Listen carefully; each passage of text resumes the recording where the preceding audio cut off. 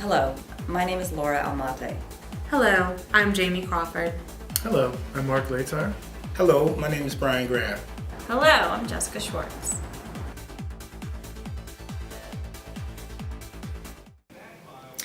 The first phase of project management is the initiating process.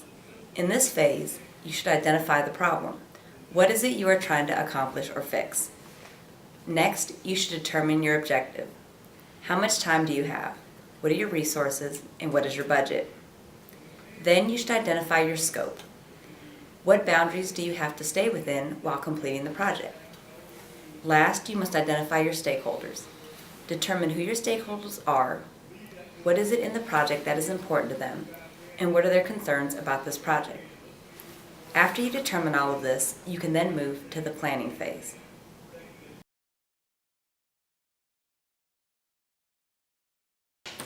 After the charter has been handed to you, your first task is to develop the scope statement.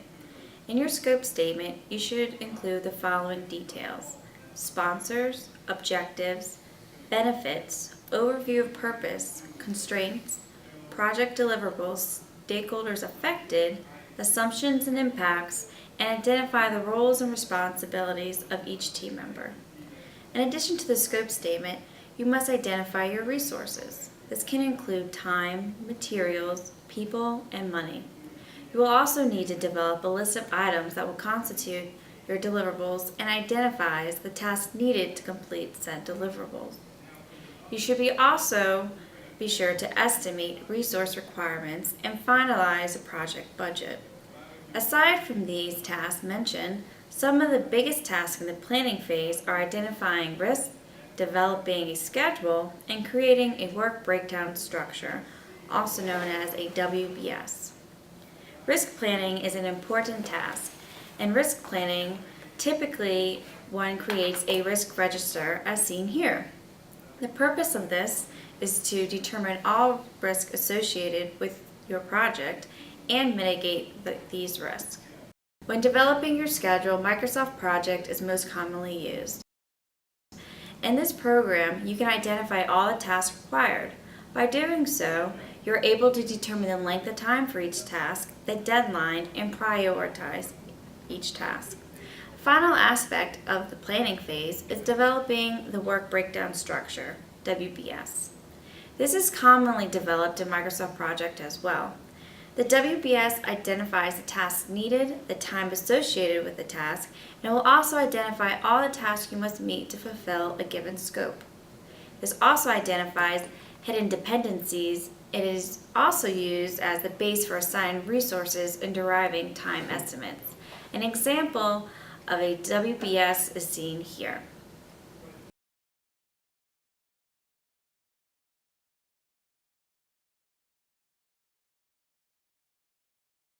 The execution phase of project management consists of three main areas: monitoring, reporting the status of the project to the stakeholders, and controlling the project. By monitoring and controlling, you are ensuring that the project is progressing in a timely fashion and within defined constraints. Reporting includes notifying all stakeholders of the progress being made and alerting them to any issues that may require scope changes. This communication is done through the stakeholder communication plan developed in the planning phase.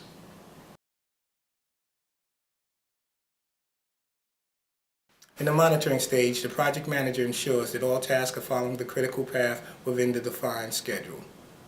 The critical path is identified in the completed WBS. It is the shortest possible time that the project can be completed in. Essentially, the approved project plan provides the basis for this tracking process. Some of the responsibilities of monitoring include measuring the ongoing project activities, where we are within the project. This includes communicating regularly with team members. Monitoring the project variables against the project management plan. This means that you are responsible to ensure that you are adhering to the scheduled time and budget. Communicating deadlines. Identify corrective actions to ensure that you are addressing issues and risk properly. This includes communicating all changes in the project to resources and stakeholders.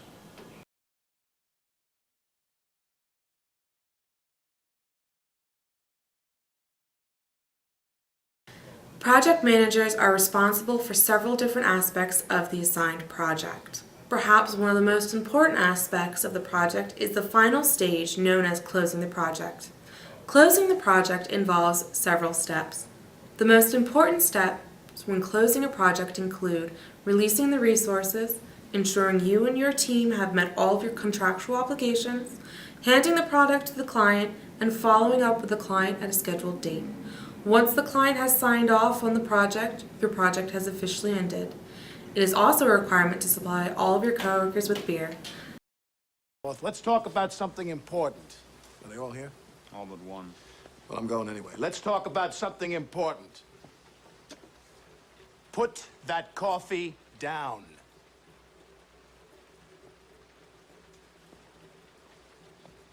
Coffee's for closers only.